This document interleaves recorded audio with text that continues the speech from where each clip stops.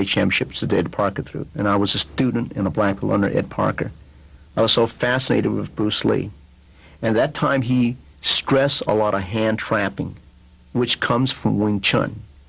And as the years evolve, instead of coming off of a Wing Chun structure, before I used to do a Wing Chun structure and then go into a boxing structure. But as the years evolved, he took the trapping that came off of a kickboxing mode. In other words, the kickboxing mode would be like almost, I would say, savant, kind of a mixture between savant and Muay Thai and Northern Chinese systems of kicking with Western boxing. That was the mode. And the trapping came off that. It wasn't that the Wing Chun trapping was bad, like the straight blast was good, the trapping was good. It's that he knew there was a time and a place to trap. If you have room, you can do the kickboxing. When you're in tight, he felt the trapping was good, and he was very good. And he was very good at what I call first motion. One trap, one hit, he could put you away. Many times I've seen him. I think that, I think I'm safe in saying I've been knocked down by Bruce Lee more than any human being on earth. And I know that he could shell shock your body with one shot, one trap, either to the body, to the solar plexus, because he liked me. Of course, he didn't shell shock my face as much, but it was to the body. And when he hit the body, he could knock the wind off. He had that much power, and he had the short-range trapping.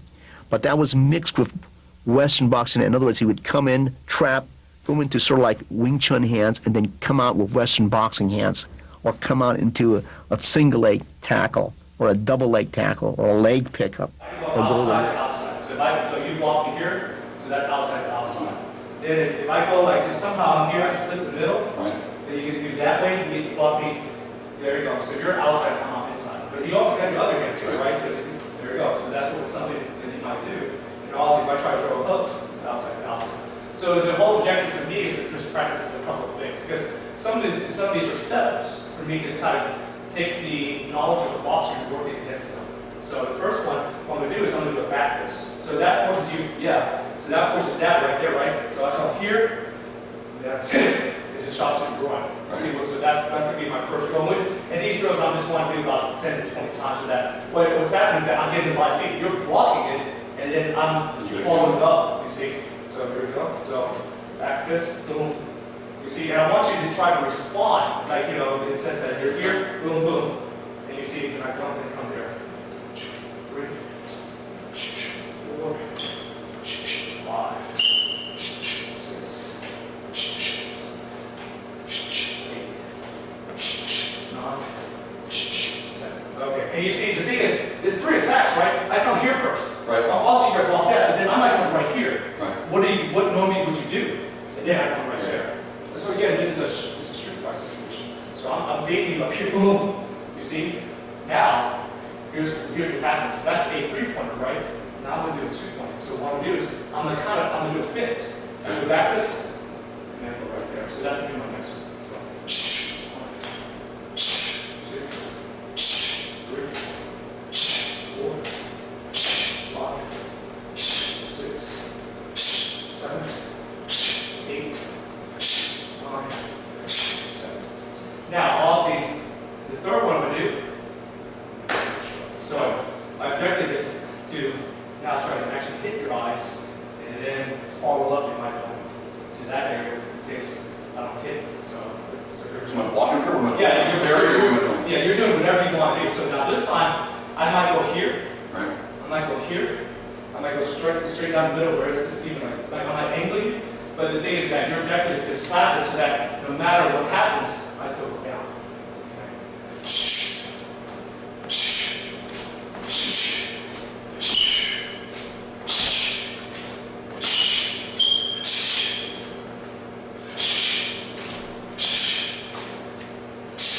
see, so my threat was here. Right. And also, I took all your attention here, then I come down.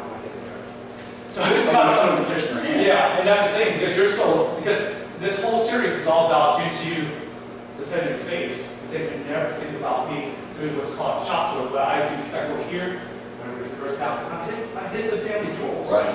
Because that's my whole intent. Okay, so that's not like the first thing I want to practice, so that I want to just hit that line. Now the second one is basically now we're going to take advantage of what the boxer might do in various defenses, and I dictate the defenses. So now the next one I'm going to do a back fist. So if I do a back fist, that's automatically what you're going to do. And I go right there. So that's going to be my next throw. There you go. So you block it. And you see that contact. I force it.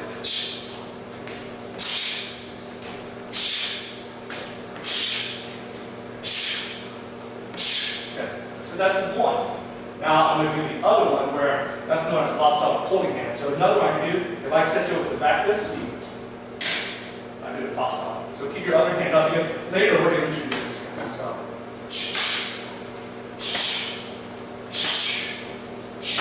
Make sure you block it. First. Hold on.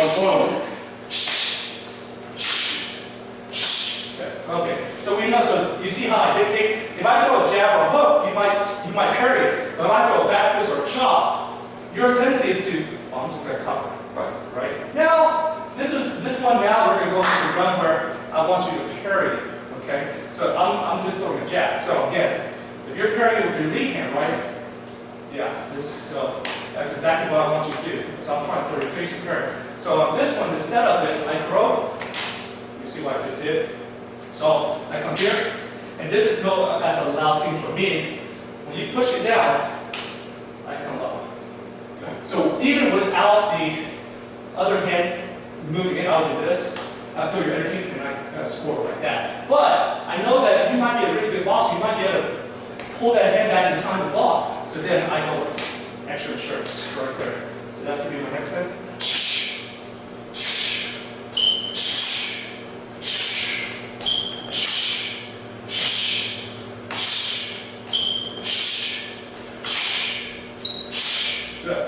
And you can tell, I know this is starting to sting, right? But that's what it's designed to do, is that, and I'm actually holding back because because I don't, I would regret this, but in real life, if I did, it would actually be like a palm strike to actually immobilize it, but it's shocking so that your attention is like, oh, that kind of hurt, boom, and then you get hit. Now, the next one, now we're going to pair it with this hand. Because obviously you're a boxer, right? So what feels more natural, pairing with your lead hand or your rear hand, right? So you're pairing it this way. Feels more natural. So you see what I just did? So I come here, and what I do is come here, and this is perfect because you're slippery. But all I need to do is come underneath, and then what happens is once I come here, I come here. Now I try to block with the other hand. There we go. You see? But that's just like a progression. But this is just if you were just able to stop the first attack.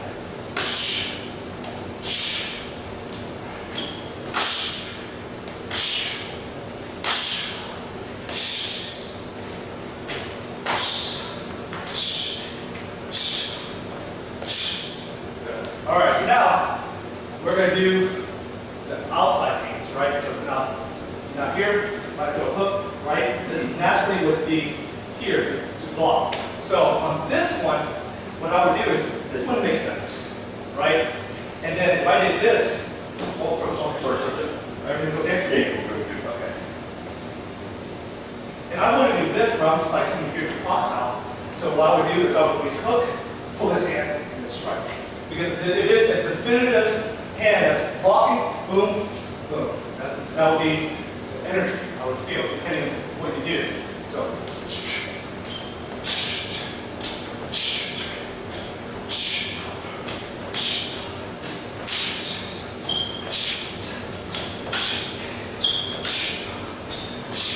All right, now, sometimes you're a stout guy, right? Sometimes I might go, you do something like this, where, you might do that, or you might block it, you don't let it go down, just like be stout.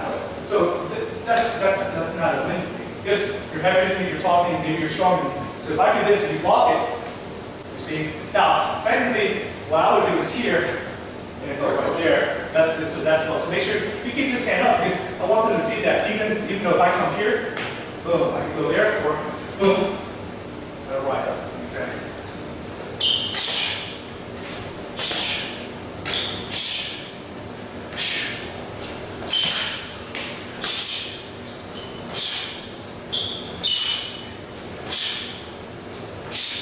Now, there's a possibility that even though I might get this, I pull this in, you block this man. Boom. I hit you right there, and I move it to the knee. You see what happens? Because so if I go here, I pull this down, I try, and then you block it. That's okay. I just hit you right there into the knee. 1, 2, 3. So that's going to be now the next follow-up. So we're going to take it slow. So boom, boom, boom. Very good. Now make sure you like block this hand. I prevent you from doing the other guy.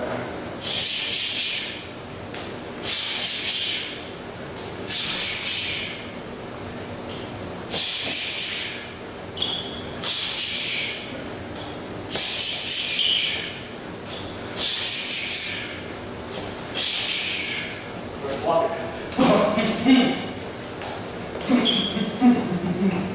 Alright, good.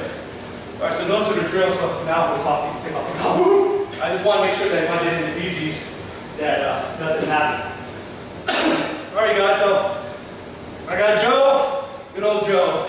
He's always here to help me out a little bit. So a lot of times it's just nice to have this feedback because Joe, I've worked with him a lot on boxing, and he's also working with other individuals on it, so he's getting really better at it. So obviously, defensively, that's what we worked on. Like as a boxer, you got both hands up. And what are some of the defenses that we did today, Joe? We did block, we did parry, parry. What else we did? Kind of roll with it. Shoulder block on some of those. Yeah. And so those are some of the typical things that you would do, right? So if I came here, one of the first ones I did, right? So you're in position. When I did that, it's what felt the most natural. Right. We'll block. Block. Yeah. So you guys saw me do various things to intercept that. Like I would go here and come down low. I would come here, punch here, and come down low. I would come here, box out off. I would come here, box out. But remember, I'm setting this up. If I do a back fist, what does Joe feel like is the most natural thing to do? So the thing is, I'm initiating the contact. I'm initiating the boxer, understanding what he's most likely to do. If I do a back fist, you see his reaction? He puts his arm up. Yeah. Now, so that was just one of the things I did. Now, some other things I did. So Joe, a couple of times I wanted to go straight to the eyes, right? So you had two choices. Either you could block the lead hand or block the rear hand. So I just worked off of that. So the thing is, I'm here. I might angle them where I get more neutral. So if Joe stands right there, we're squared up here, we're fine. Joe, don't move. Joe, now who's open? So the center of his body is open, so I go for his eyes. This hand's closer. If he does that, then I can do a hostile to a hostile control. Now, if he chooses the other hand, I might do a hostile quad joint, you see? So this also all depends on the end. If you did both hands, if you did the lead hand first, lead hand first. So if you hear lead hand first, yeah, so do that one time. So he's there. You see, so the thing is that regardless, if he does rear hand first, then lead hand block. There you go.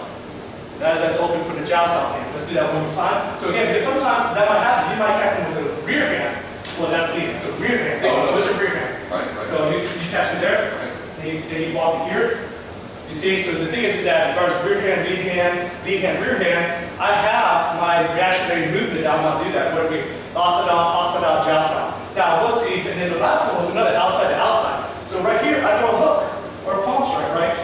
So right here, Joe's pretty stout. This hand's already up for defense, so I just feel like, man, I need to get through. So I pull that hand down. So that's a possibility. So I'm here. You see what just happened? Right here, pull the hand, come here. So joust out into just out Ching Choi. Now, what happens if he's a really strong guy? I go here, there's nothing to pull. I go right there to the solar flex, or I actually use the leverage and go up and come here. Now, Joe, he could be a really good boxer. He feels this energy, he feels a threat, boom. So he blocks it. That's okay. I can come with another joust out. I can do a little bit of a strike here, hit the back of his head. Then I can move into a sut, and then finish off with a three-pointer. So there are some things that I got to work with Joe, and I appreciate it. Thank you, Joe.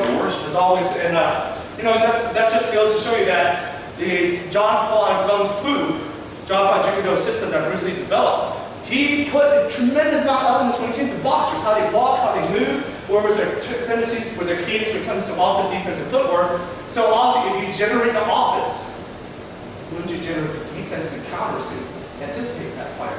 Right. Yeah, so just wanted to showcase that with you because I know that boxers are very dangerous. They spar a lot.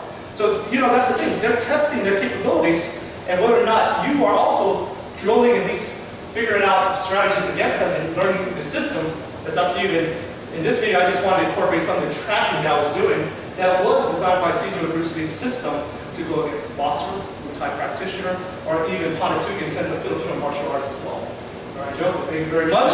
The video, the practice, I'm sweating. Joe, and this was after I hit Joe with a 50-day hard workout, so you did very well. Okay, guys, take care.